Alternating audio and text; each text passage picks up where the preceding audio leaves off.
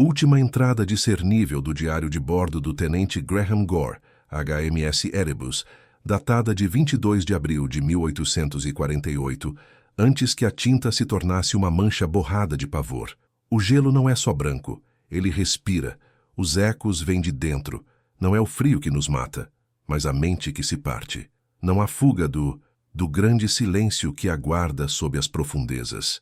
Eles nos viram. Uma única e desesperada palavra rabiscada abaixo, quase ilegível: insanidade.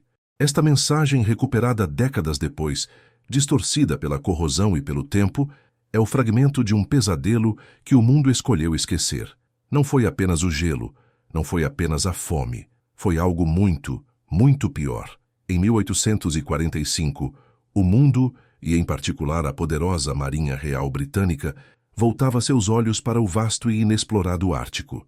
A busca pela passagem do Noroeste, uma rota marítima cobiçada que prometia conectar o Atlântico ao Pacífico através do arquipélago ártico canadense, era uma obsessão imperial e científica. Dezenas de expedições já haviam tentado e falhado, mas a do contra-almirante Sir John Franklin prometia ser diferente. Era a mais ambiciosa, a mais bem equipada e a mais otimista de todas. Sob o comando do veterano e respeitado explorador Sir John Franklin, a expedição contava com 2 navios de última geração para a época, o HMS Erebus e o HMS Terror. O Erebus, um bombardeiro robusto de 372 toneladas, e o Terror, um navio de guerra de 331 toneladas, foram modificados extensivamente para suportar as condições extremas do Ártico. Seus cascos foram reforçados com placas de ferro de 20 centímetros e quilha dupla, e ambos foram equipados com motores a vapor de 25 cavalos-vapor, adaptados de locomotivas ferroviárias, capazes de impulsioná-los a uma velocidade respeitável de 4 nós em águas abertas e, mais importante, de auxiliar na navegação através de gelo. A bordo, levavam provisões suficientes para 3 anos, mais de 60 toneladas de farinha, 14 toneladas de biscoitos e quase 9 toneladas de carne e vegetais enlatados, uma tecnologia relativamente nova na época. Seus porões estavam repletos de carvão, instrumentos científicos de precisão e uma biblioteca impressionante. A tripulação era a nata da Marinha Real, 129 homens, cada um veterano de mares tempestuosos e desafios extremos. Oficiais como o capitão Francis Crozier, do Terror, um homem de vasta experiência polar, e o capitão James Fitzjames, do Erebus, eram considerados os melhores navegadores e exploradores da sua geração. A disciplina a bordo era exemplar, a moral elevada e a expectativa monumental. Eles não eram meros aventureiros, eram cientistas, cartógrafos, cirurgiões e marinheiros treinados para operar no limite da resistência humana. Em 19 de maio de 1845, sob os aplausos da multidão e a bênção real, os navios partiram de Greenhithe, na Inglaterra, rumo ao desconhecido. O mundo esperava notícias de um triunfo. Em vez disso, silêncio. Um silêncio que perduraria por quase 170 anos, encoberto por uma narrativa de fracasso humano e ambiental. Este canal revela os segredos mais sombrios dos mares, histórias que as autoridades marítimas tentaram enterrar. Se você tem coragem de descobrir a verdade por trás dos mistérios náuticos mais aterrorizantes, inscreva-se agora e ative as notificações. Nos comentários, conte de onde você está assistindo. Você pode estar mais próximo desses mistérios do que imagina. O primeiro indício de que algo estava terrivelmente errado manifestou-se não nos grandes desafios físicos do Ártico, mas em anomalias sutis e perturbadoras que corroeram a sanidade antes de atacarem o corpo.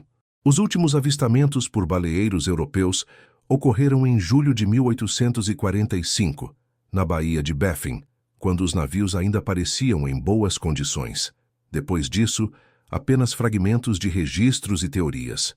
No entanto, análises póstumas de diários pessoais, como o do oficial médico Harry Goodsir, recuperado parcialmente de uma caixa de suprimentos, anos mais tarde por uma expedição de busca, revelam o início de uma estranha deterioração. Originalmente, as entradas de Goodsir eram focadas em observações botânicas e zoológicas, e na saúde da tripulação, que era excelente. Mas a partir de meados de 1846, à medida que o Erebus e o Terror se viam aprisionados pelo gelo persistente ao largo da ilha Rei William, o tom mudou. Os diários de bordo oficiais do Erebus, recuperados pela expedição McClintock em 1859, indicavam uma parada forçada em setembro de 1846 e a subsequente imobilização dos navios no gelo. Contudo, anotações marginais e documentos fragmentados, arquivados como anomalias nos registros da Marinha Real e só desclassificados parcialmente em 1998 sob a Lei de Acesso à Informação, contam uma história diferente. Começaram a surgir relatórios de equipamentos de navegação que falhavam de maneiras inexplicáveis, bússolas que giravam erraticamente, mesmo longe de depósitos de ferro, barômetros que marcavam pressões impossíveis e um estranho zumbido de alta frequência que parecia emanar diretamente do casco dos navios, descrito pelo artilheiro Thomas Blank em seu diário como o lamento de um gigante dormente.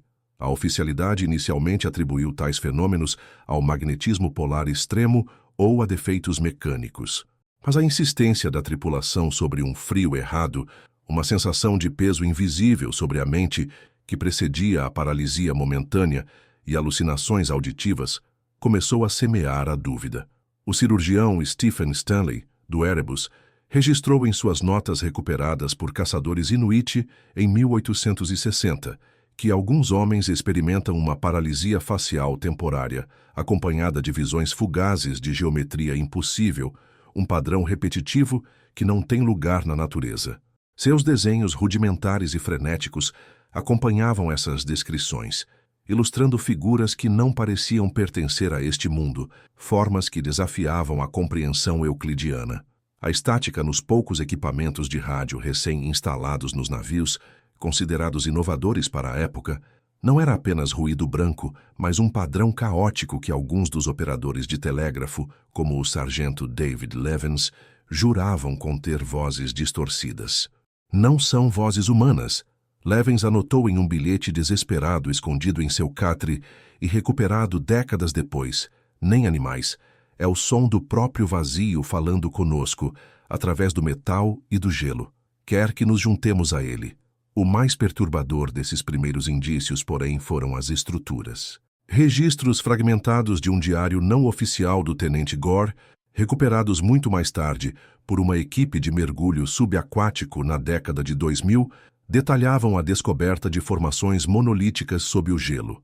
Não são rochas, ele escreveu, nem icebergs.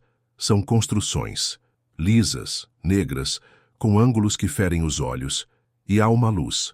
Não uma aurora, mas uma emanação fria e pulsante que vem de suas profundezas. Ela nos chama. Estes indícios iniciais, convenientemente ignorados nas investigações oficiais, lançaram as sementes de algo mais sinistro. A versão histórica da tragédia, focada na inanição e envenenamento por chumbo, ignora uma descoberta macabra feita a centenas de quilômetros do local oficial do abandono dos navios.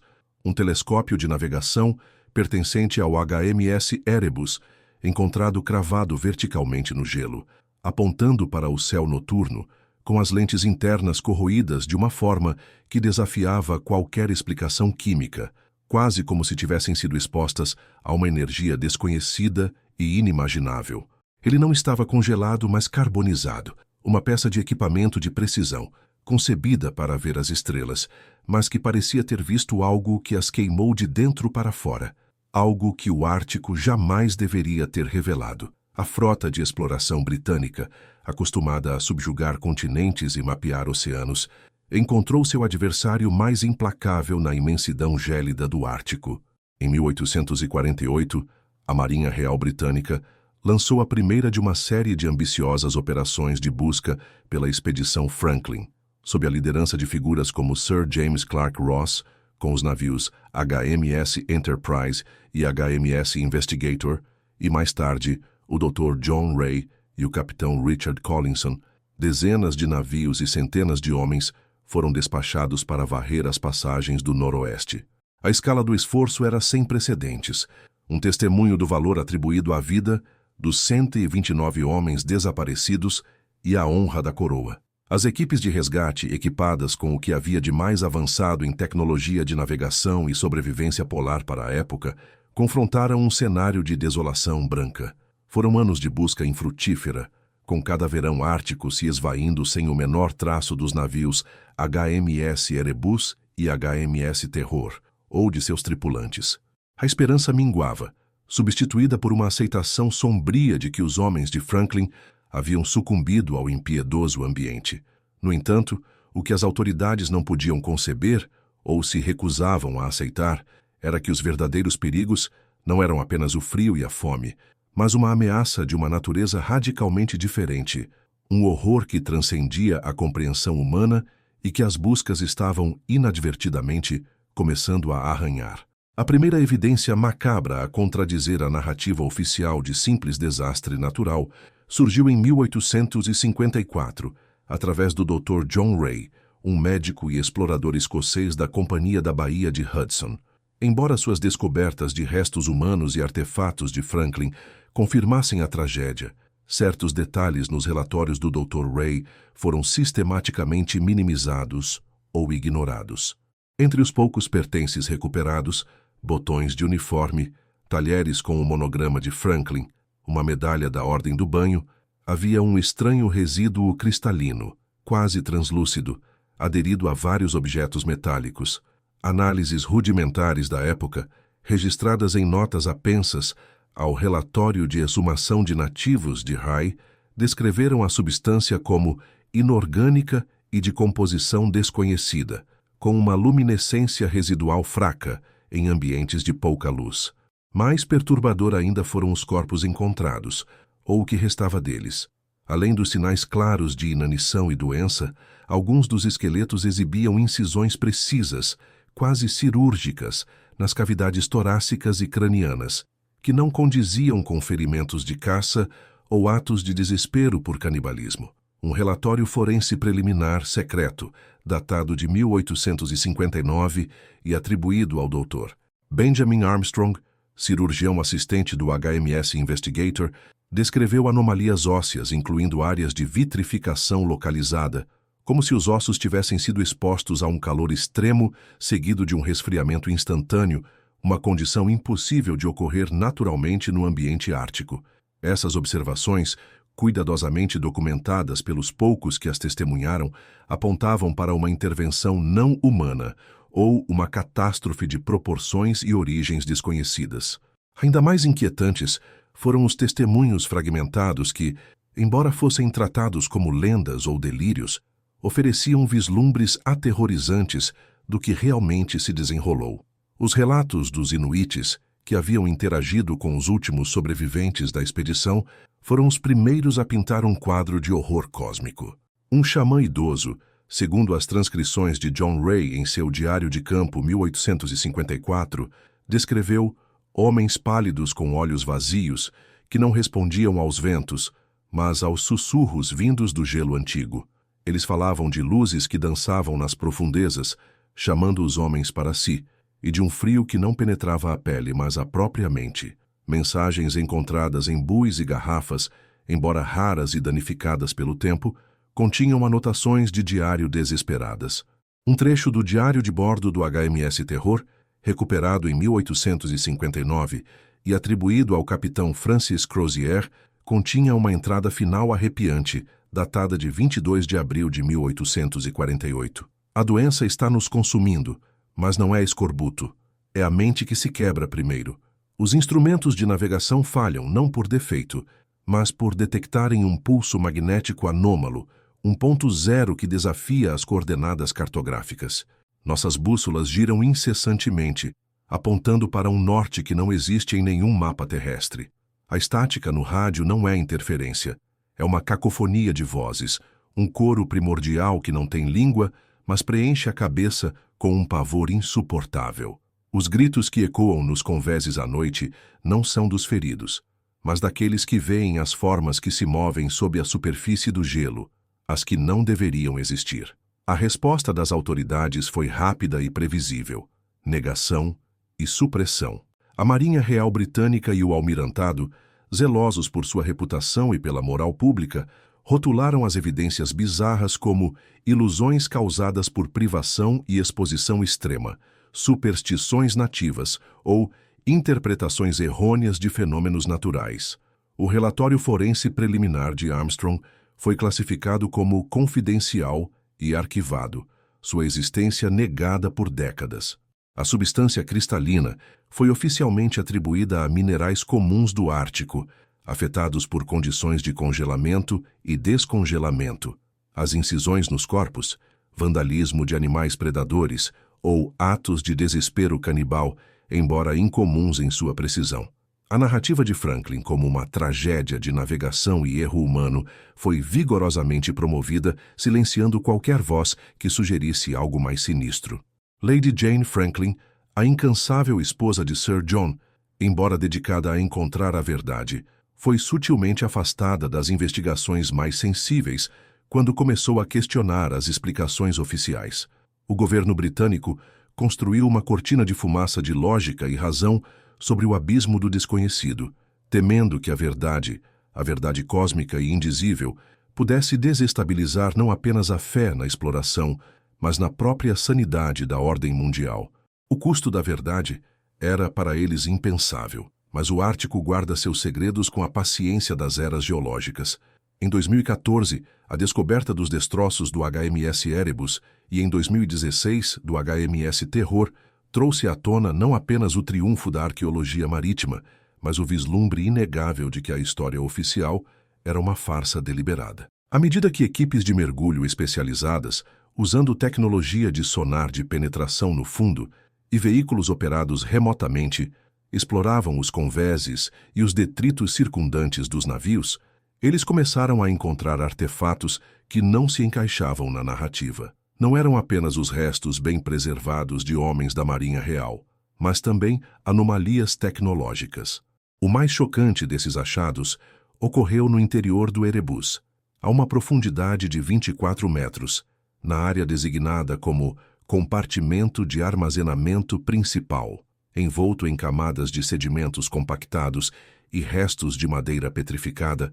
O ROV Argus 6 detectou uma estrutura metálica incomum.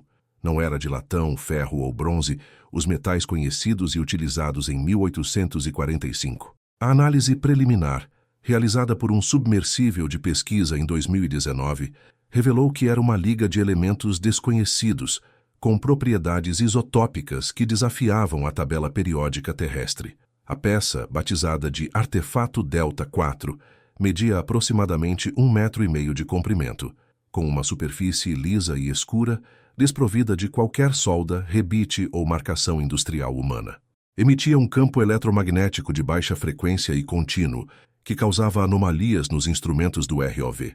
Não era uma parte do navio, não era uma ferramenta. Era algo intruso, algo que não deveria existir a bordo de um navio do século XIX, muito menos nas profundezas geladas do Ártico. Sua presença nos destroços implicava uma ligação direta entre a expedição e uma tecnologia ou entidade que desafiava todas as leis da física e da história conhecidas.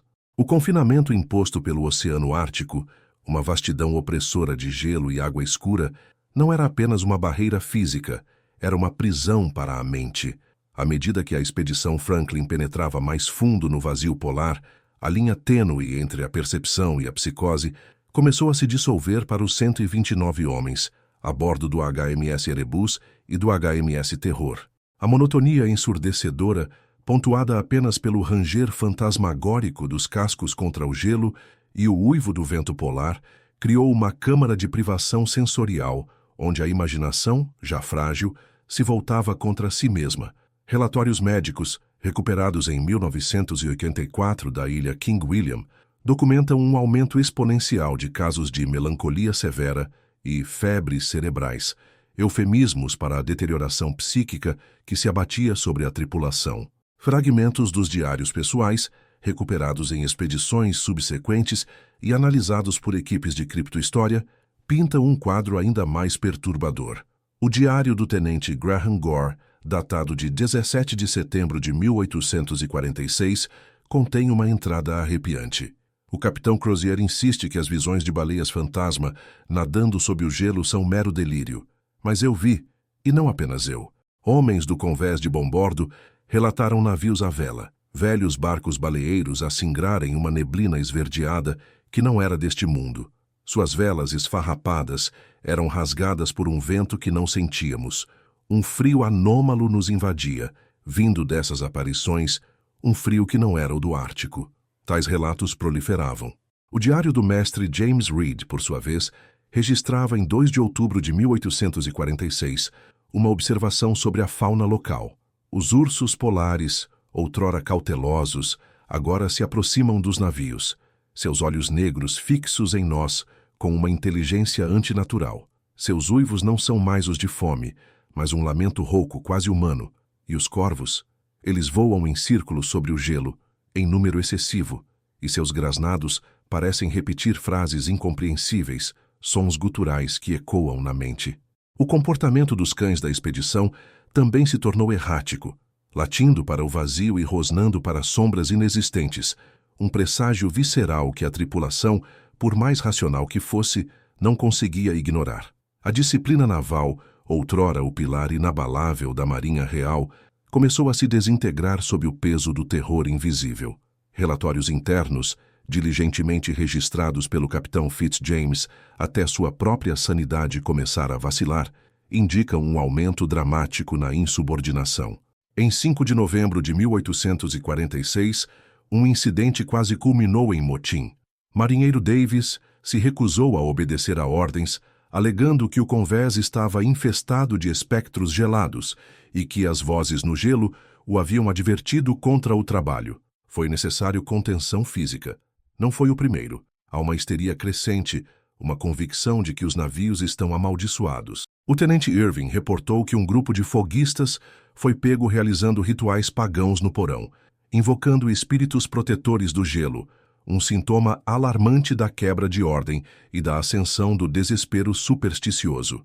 A atmosfera de terror levou a deserção não para uma terra firme, mas para o deserto branco do Ártico, uma forma bizarra de autoexílio.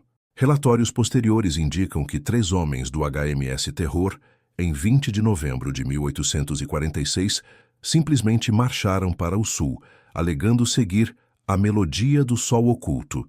Seus corpos, jamais recuperados, servem como testemunho mudo de sua insanidade autoimposta. Paralelamente à corrosão mental, o próprio ambiente começou a desafiar as leis da física.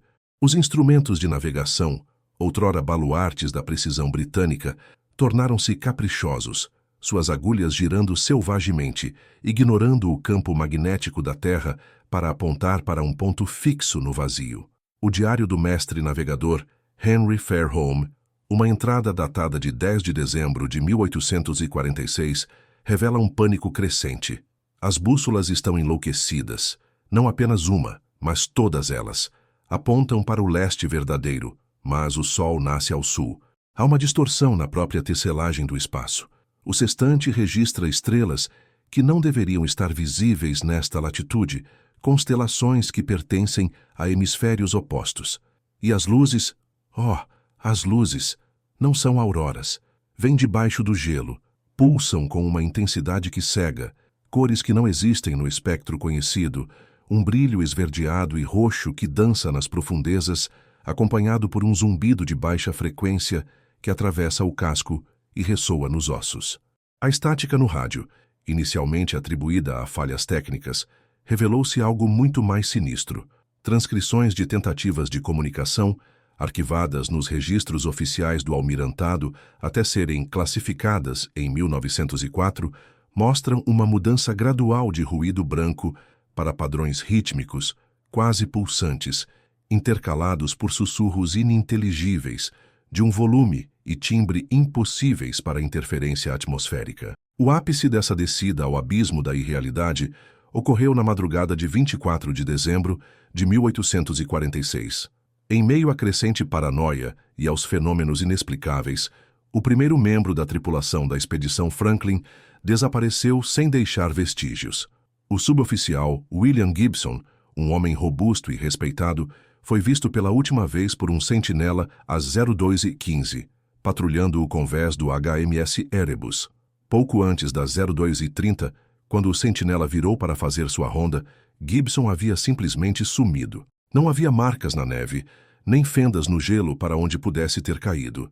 Sua lanterna, ainda acesa, foi encontrada sobre o parapeito, mas Gibson havia evaporado no ar rarefeito do Ártico, como se a própria realidade o tivesse absorvido. O incidente foi registrado como deserção, mas os olhares aterrorizados da tripulação e os sussurros de "o véu se abriu" que circularam entre os homens contavam uma história muito mais sombria, um presságio sinistro do destino que aguardava o restante da expedição Franklin.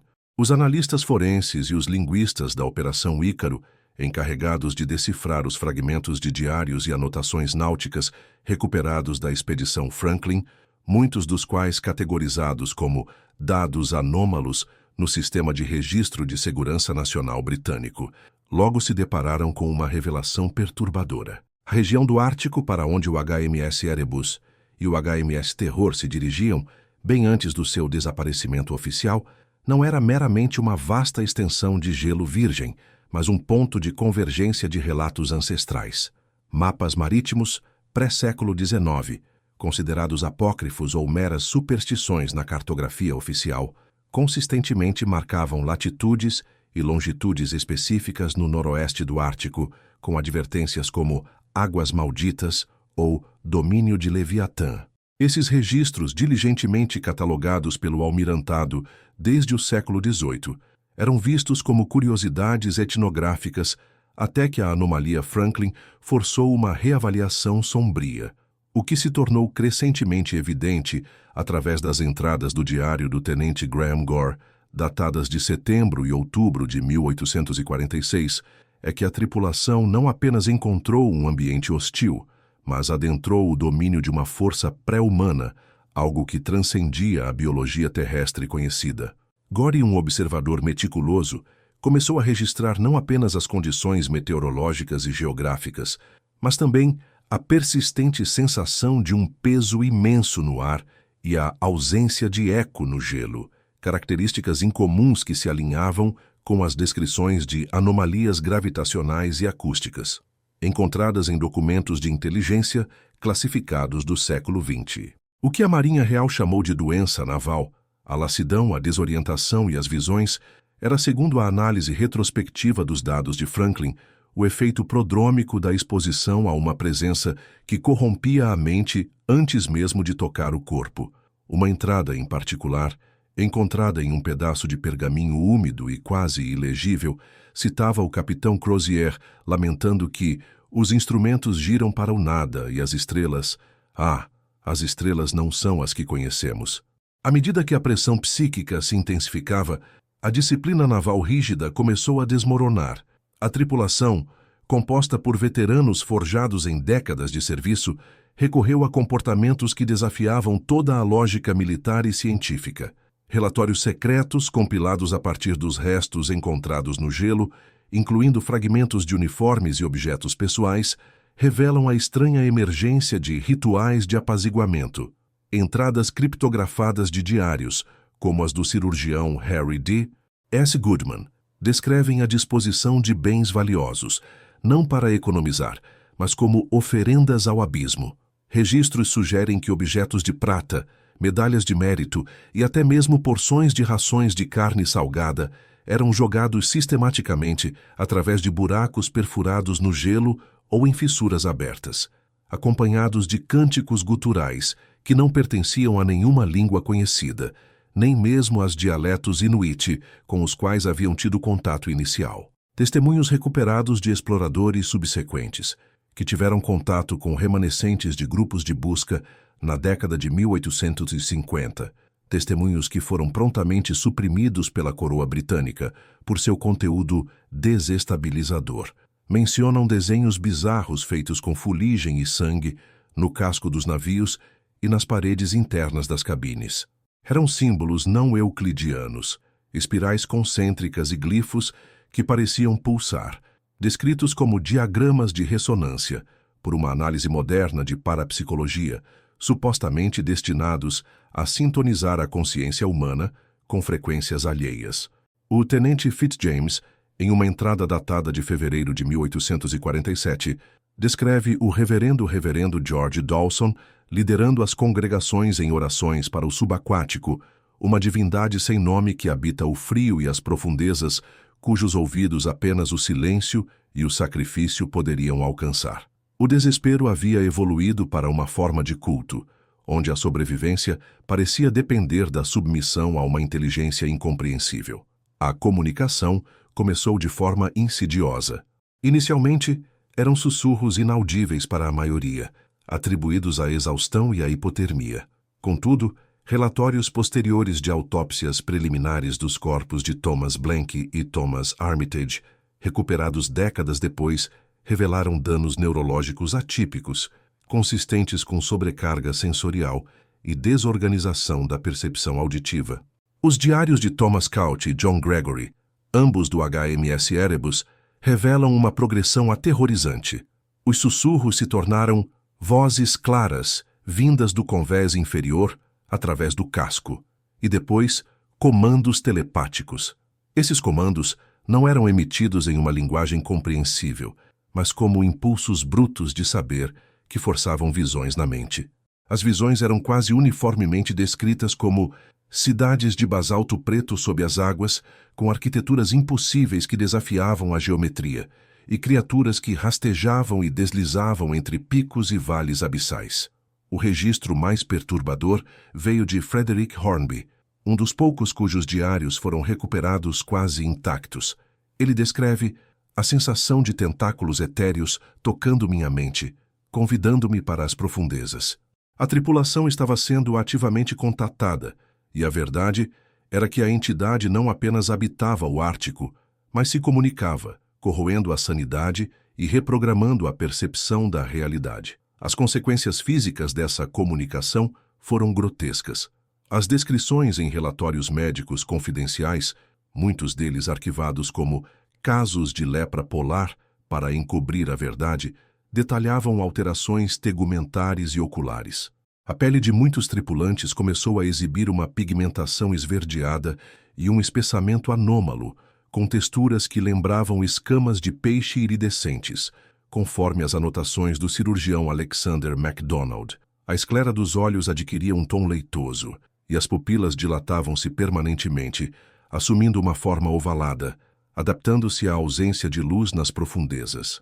A necessidade compulsiva de permanecer próximo à água manifestava-se em comportamentos erráticos.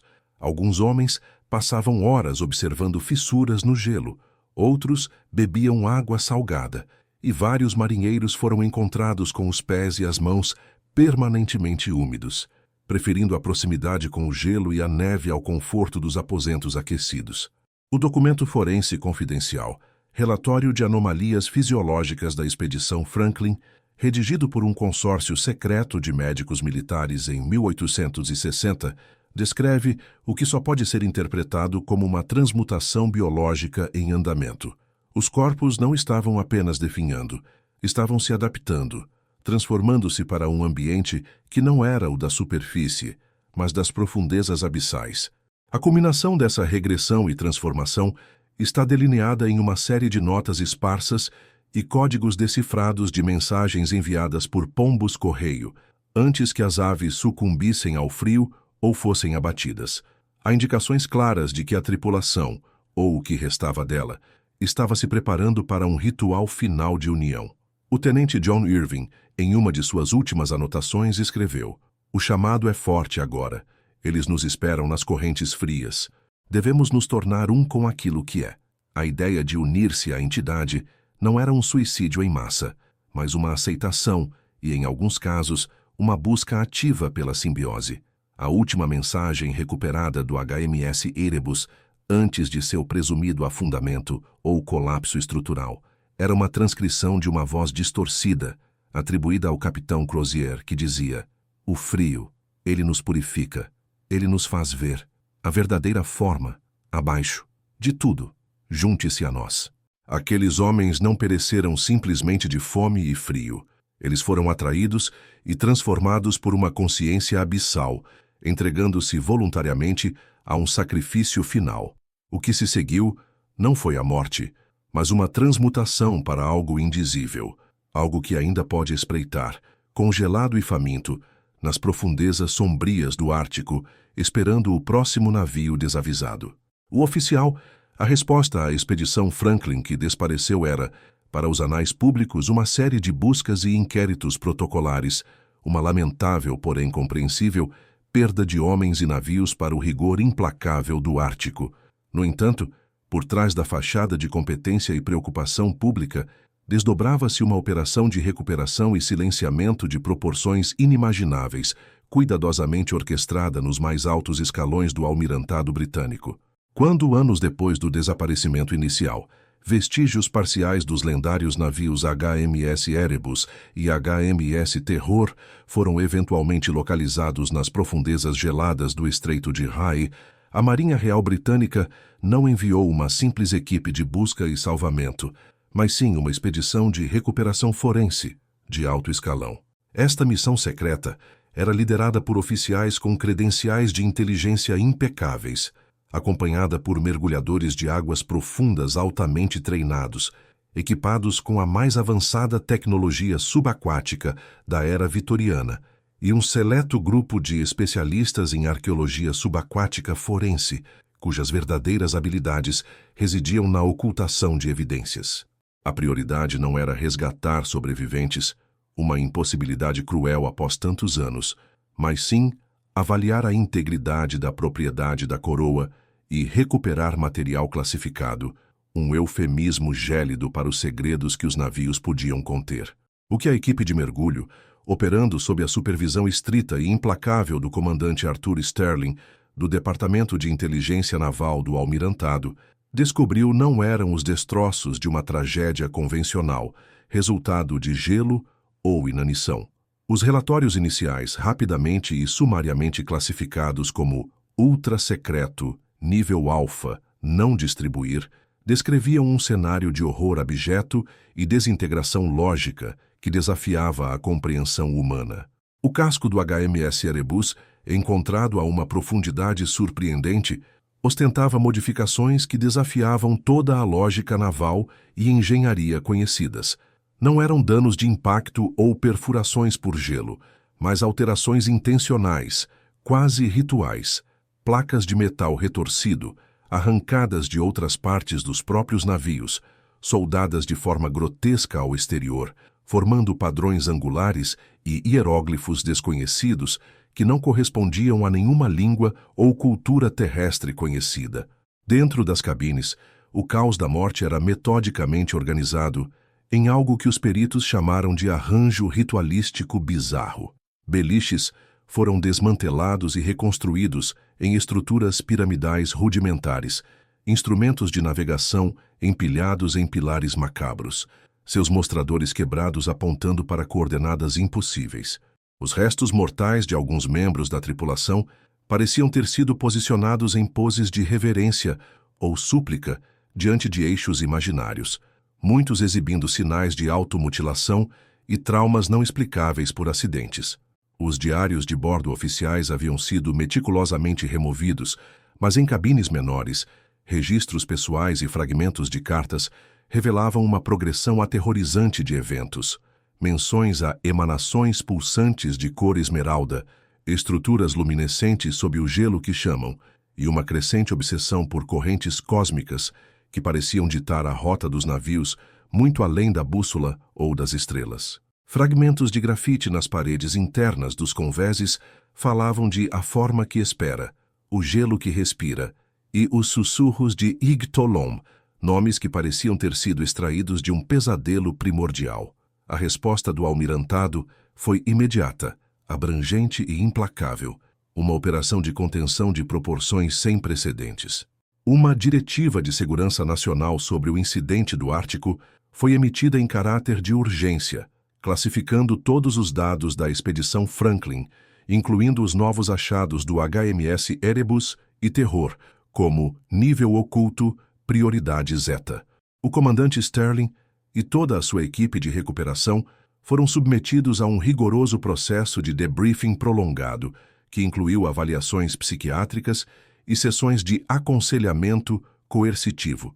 e, subsequentemente, foram sumariamente transferidos para postos isolados e sem contato externo, muitos dos quais eram sinecuras, sem importância ou atribuições em colônias distantes, efetivamente silenciando-os. Os relatórios originais da expedição de recuperação foram expurgados de qualquer menção aos aspectos anômalos ou às descobertas perturbadoras, substituídos por versões fabricadas que reforçavam a narrativa oficialmente aceita da morte por inanição, escorbuto e doença, uma tragédia humana, mas sem matizes de algo sobrenatural. Evidências físicas, incluindo os fragmentos de casco modificados, os artefatos estranhos recuperados das cabines e quaisquer vestígios dos hieróglifos, foram catalogados como itens de interesse geológico e naval incomum, ou resíduos metálicos de origem incerta e armazenados em depósitos militares de alta segurança, rotulados com códigos obscuros que os tornavam praticamente irrecuperáveis por vias normais e inacessíveis sem uma série de autorizações de alto nível. Testemunhas da expedição de recuperação foram ameaçadas com severas penalidades por violar a Lei de Segredos Oficiais de 1889, suas famílias monitoradas discretamente e suas carreiras sistematicamente sabotadas se qualquer indício de desobediência ou de falar a verdade surgisse. O objetivo era claro, frio e brutal: erradicar qualquer vestígio da verdadeira natureza da catástrofe e da força cósmica despertada. A Marinha Real Britânica, com sua reputação e autoridade global em jogo, não podia permitir que a verdade sobre o que jazia adormecido sob o gelo polar e o que havia sido acidentalmente perturbado se tornasse de conhecimento público. Décadas depois, a intriga e as inconsistências gritantes nos relatórios oficiais do Franklin continuaram a atormentar mentes curiosas, mesmo sob o manto pesado e quase impenetrável da classificação. Foi o Dr. Alistair Finch, um historiador naval revisionista e oceanógrafo de renome da Universidade de Edimburgo, quem assumiu a ingrata tarefa de desvendar o emaranhado de mentiras. Com uma persistência quase obsessiva e através de uma complexa rede de contatos em arquivos militares, bibliotecas navais e na burocracia governamental, Finch conseguiu acesso a documentos de baixa classificação que, por engano ou negligência burocrática, não haviam sido totalmente expurgados. Entre eles, ele encontrou referências cruzadas a anomalias gravitacionais localizadas, padrões de energia não explicáveis por ciência contemporânea e interferências cognitivas agudas, relatadas por outras expedições navais em regiões remotas do Ártico, tanto anteriores quanto posteriores à expedição Franklin. Em 2012, uma fonte anônima, supostamente um oficial aposentado da inteligência naval britânica em seus últimos anos, vazou para Finch uma série de arquivos digitais criptografados que incluíam trechos dos relatórios originais e não expurgados do comandante Sterling, além de fotografias de baixa resolução dos destroços modificados. As imagens granuladas, escuras e de qualidade questionável devido ao tempo e à compressão digital ainda assim revelavam a horrível verdade. Os símbolos gravados nos cascos eram de fato alienígenas. As configurações internas nas cabines eram rituais macabros, e a presença de artefatos indescritíveis e não terrenos era inegável. Finch, agora plenamente ciente do perigo real que corria ao desenterrar tal verdade, dedicou-se a reconstruir a narrativa com uma dedicação febril, meticulosamente comparando os dados vazados com a história oficial, expondo a vasta e sistemática operação de encobrimento. Sua pesquisa o levou a conectar os pontos entre os relatos de loucura dos tripulantes e a manipulação dos registros históricos, tecendo uma tapeçaria de horror cósmico. A mais recente e aterrorizante revelação do Dr. Finch, corroborada por dados de satélite avançados e sondas oceanográficas independentes operadas por consórcios científicos internacionais, é que os sinais da anomalia não cessaram com o fim da expedição Franklin. Anomalias geomagnéticas persistentes e ressonâncias de baixa frequência, estranhamente similares às descritas nos fragmentos de diários recuperados da expedição Franklin e que o almirantado tentou veementemente suprimir, começaram a ser detectadas em outras regiões oceânicas remotas ao redor do globo. Em 2018, um submarino de pesquisa sueco, operando sob o gelo do Oceano Ártico Oriental, registrou padrões de eco anômalos nas profundezas do Mar da Noruega, em uma área previamente considerada geologicamente estável, acompanhados por flutuações de temperatura e pressão inexplicáveis. Em 2021, uma plataforma de exploração de gás natural no Mar de Barents relatou falhas catastróficas em seus sistemas de navegação e comunicações, que coincidiram com uma súbita e inexplicável queda de temperatura da água a níveis glaciais, e a percepção coletiva, confirmada por vários membros da tripulação em depoimentos separados, de cânticos subaquáticos e vozes gélidas emanando das profundezas. Mais alarmante ainda, relatórios não confirmados de navios de carga na passagem noroeste, a mesma rota que Franklin tentou, tem descrito a aparição de fogos fátuos azuis e a desorientação súbita de equipamentos de GPS, acompanhada por uma sensação avassaladora de presença. Os sinais parecem emanar de profundezas inatingíveis, sugerindo que a anomalia cósmica não está confinada ao Ártico, mas pode ser parte de uma rede de pontos de contato, uma teia oculta de horror que se estende sob os oceanos do mundo, adormecida, mas não inativa. O que Franklin despertou não morreu com seus homens no gelo, nem foi totalmente contido pelo almirantado. A verdade, convenientemente sepultada sob camadas de segredos e águas geladas, está começando a se manifestar novamente, um eco distante da insanidade que consumiu aqueles bravos homens, prometendo um retorno muito mais abrangente e devastador. O inferno branco do Ártico não era um destino final, mas uma porta. E essa porta, agora, parece estar se abrindo em múltiplos locais, espalhando seu frio indevido e seu terror cósmico por um mundo despreparado para enfrentar aquilo que sempre esteve à espreita nas profundezas abissais. Acreditar que o horror se dissolve com o tempo é uma das mais perigosas ilusões da humanidade. A expedição Franklin não foi um evento isolado, um ponto final na crônica de uma tragédia ártica. Foi, na verdade, o prelúdio, o primeiro grito abafado de uma ameaça que, por conveniência, a história oficial escolheu ignorar, mas que ressoa de forma perturbadora nos oceanos até os dias de hoje.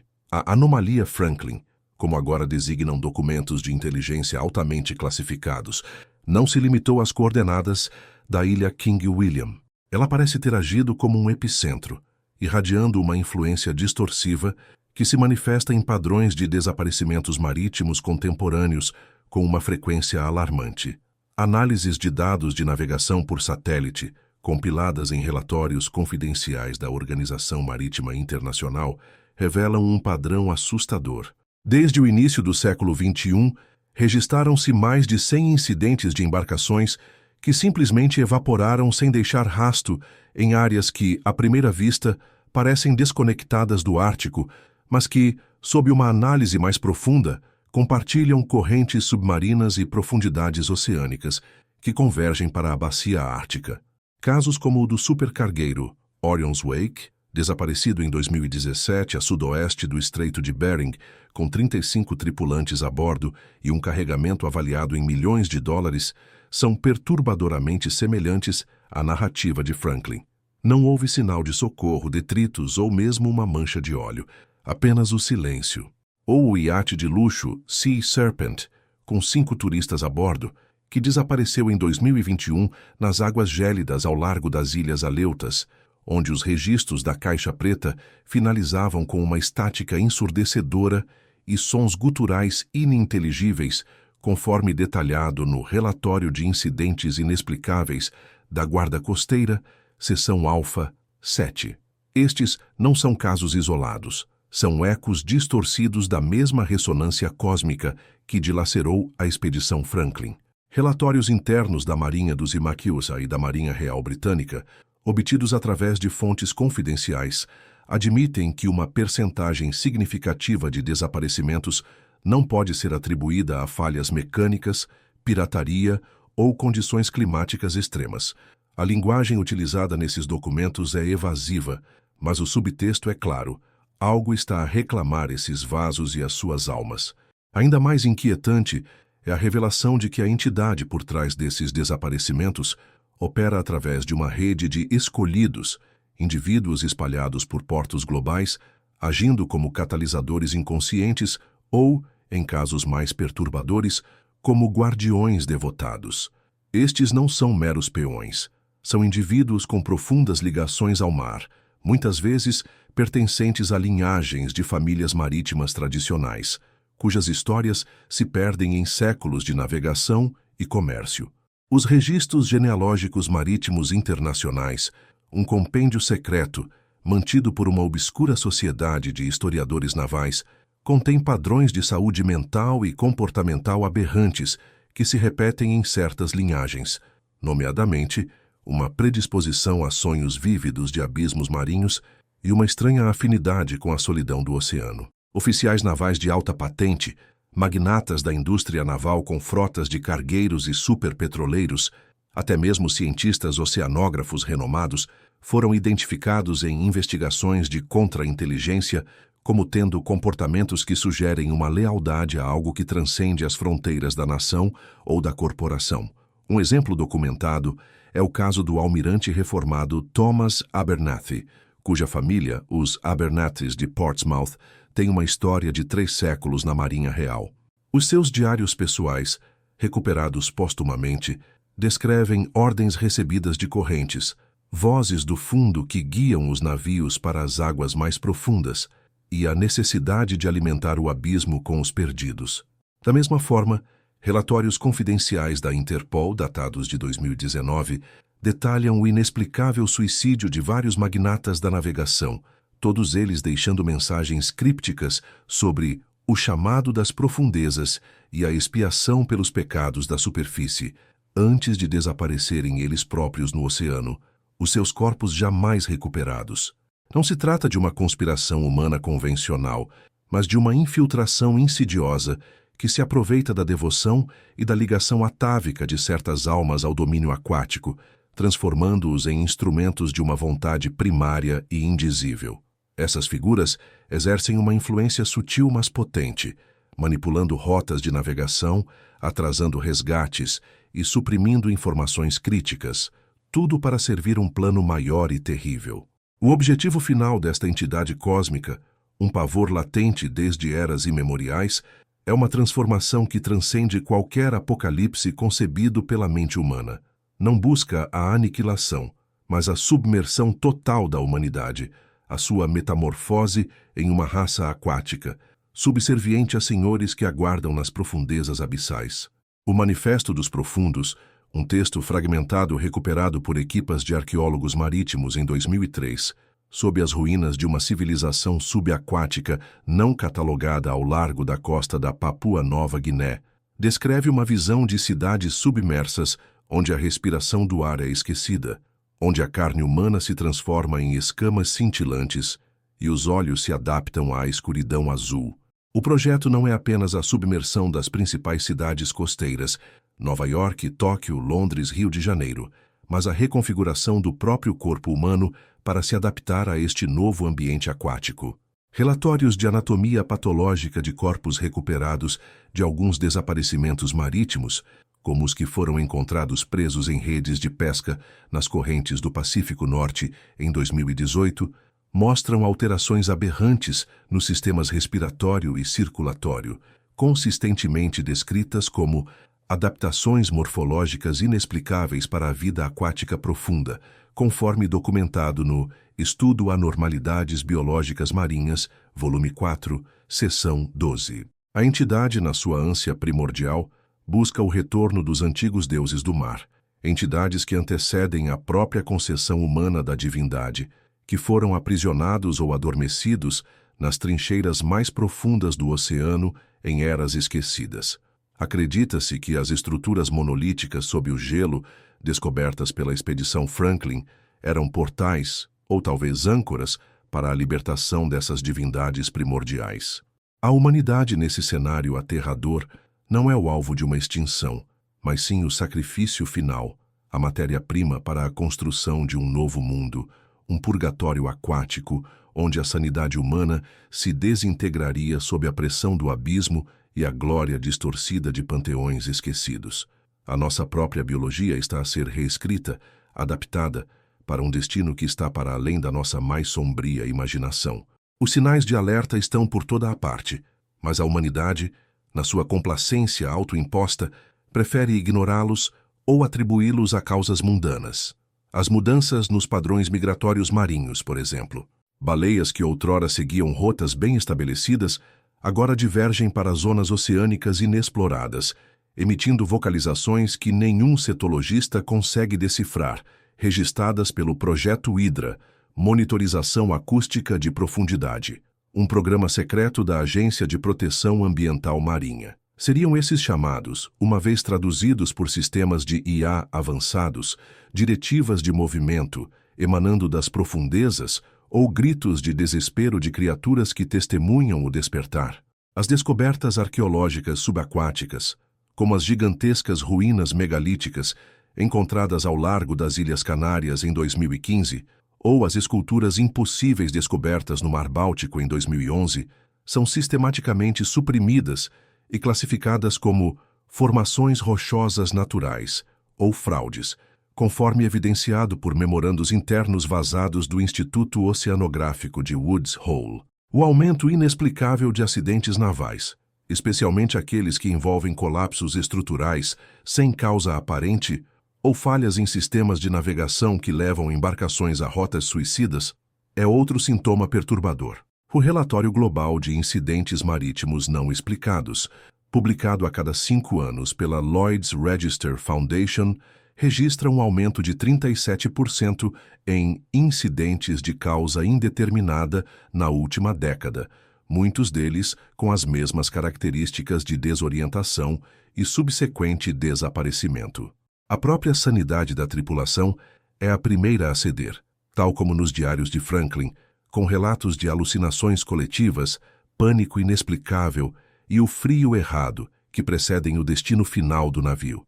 Pois que ninguém se iluda, o gelo que selou o destino da expedição Franklin não era apenas um obstáculo geográfico, era uma tampa sobre um abismo, e essa tampa está a levantar-se. Qualquer pessoa que navega pelos oceanos, seja em cruzeiros de lazer, navios de carga ou embarcações de pesca, pode a qualquer momento tornar-se o próximo instrumento dessa entidade ancestral.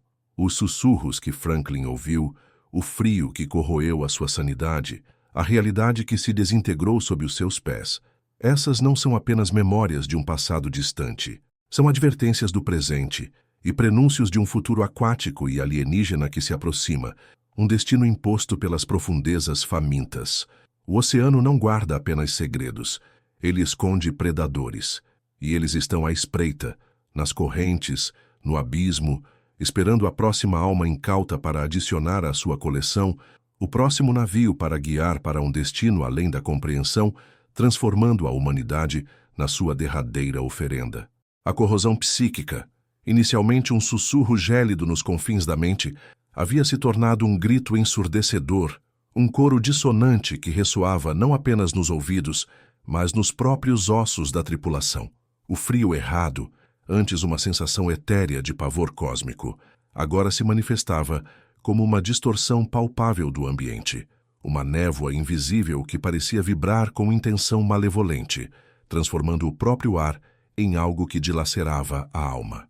Nos dias subsequentes à última comunicação inteligível do HMS Terror, datada de 16 de maio de 1847, os registros fragmentados e codificados, recuperados de um compartimento selado no Erebus, designados como Relatório Delta 7 pela Subsecção de Inteligência Naval em 1903, detalham uma deterioração tão abrupta quanto implacável da condição humana, uma patologia desconhecida que desafiava toda a compreensão médica da época. O tenente Graham Whitcomb, em seu diário pessoal, cujo último volume foi encontrado semicongelado e manchado de fluidos inidentificáveis perto dos restos mortais do Dr. Harry Goodsir, em 1859, descreve a falha dos termômetros de bordo não como um defeito mecânico, mas como uma recusa dos ponteiros em registrar temperaturas que ele afirmava estavam além do frio, um vácuo de toda a energia conhecida onde a própria entropia se curvava. Ele narra a experiência de ver o vapor exalado pela boca dos homens solidificar-se não em cristais de gelo, mas em formas geométricas complexas e efêmeras que pulsavam com uma luz interna antes de se desintegrar em um pó escuro e pegajoso. Nossos corpos, escreveu Whitcomb em 22 de maio de 1847, com caligrafia cada vez mais errática, são meras âncoras para mentes que flutuam em uma maré de abismos insondáveis. O frio não nos mata, ele nos reconfigura. Este testemunho perturbador foi corroborado por um relatório póstumo do cirurgião assistente do Erebus, Dr. Stephen Stanley, cujas anotações clínicas, recuperadas de sua bolsa médica em 1859, descrevem a necrose de tecidos não devido a congelamento, mas a uma exaustão celular por exposição a um campo vibracional de frequências letais. Whitcomb, um homem de ciência e fé inabaláveis, conclui sua penúltima entrada com a frase criptografada: "O gelo não é só branco, ele sangra luz de um espectro que nossos olhos não foram feitos para ver, e essa luz é o alimento do outro frio." A disciplina, outrora a espinha dorsal da Marinha Real Britânica, desmoronou-se sob a pressão de uma realidade que se desintegrava. Os oficiais, inicialmente os mais resistentes à invasão psíquica, foram os primeiros a exibir os sinais mais perturbadores de colapso, suas mentes altamente treinadas sendo as mais vulneráveis à desconstrução existencial. O capitão Francis Crozier, do HMS Terror, cujas notas pessoais foram recuperadas de um caixote de madeira encontrado por inuites em 1860, revela uma crescente paranoia e a convicção de que os navios estavam sendo reorientados por mãos invisíveis, suas proas girando para enfrentar um ponto fixo no éter que apenas ele parecia discernir. Ele relata tentativas frustradas de restaurar a bússola que, após cada calibração, apontava consistentemente para coordenadas não euclidianas, para pontos que não existiam em mapa algum, mas que emitiam um canto de frequência indizível, um som que prometia a dissolução da própria substância. Este fenômeno, a estática cósmica, como foi designada nos protocolos de interdição ártica de 1912, não era meramente ruído estático, mas a própria tessitura da dimensão anômala, se sobrepondo à nossa, manifestando-se como um coro de vozes que sussurravam segredos proibidos em línguas que nunca foram proferidas por lábios humanos, prometendo poder em troca de sanidade, conhecimento em troca de alma. Os instrumentos de navegação mais avançados da era, os cronômetros precisos e os sextantes de bronze, não falhavam por defeito. Eles registravam o impossível. Um relatório de 4 de junho de 1847, assinado pelo mestre Thomas Blanky, descreve o cronômetro marítimo no 725, outrora infalível, marcando o tempo em direções aleatórias, avançando e retrocedendo, enquanto seus ponteiros dançavam uma valsa frenética que desafiava a linearidade temporal.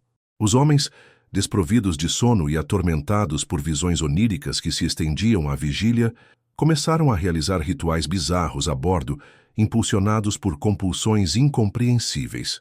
O Dr. Harry Goodsir, o naturalista da expedição, em um trecho quase ilegível de seu diário de 28 de maio de 1847, descreve o spleen do senhor, Jones, o contramestre, em um estado de exaltação febril, arranhando marcas incompreensíveis na madeira do convés, formas que se assemelhavam a uma intrincada geometria fractal, repetindo incessantemente que eram o mapa para o coração pulsante do vazio, a chave para o portão onde o silêncio se alimenta.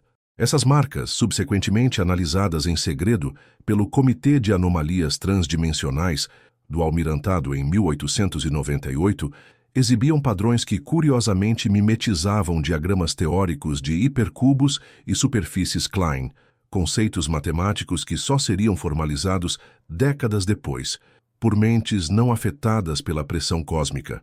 A tripulação, em meio a seus delírios, começou a construir pequenas efígies de gelo e neve com formas aberrantes e não humanas, colocando-as em postos de vigia, como que para aplacar uma divindade invisível.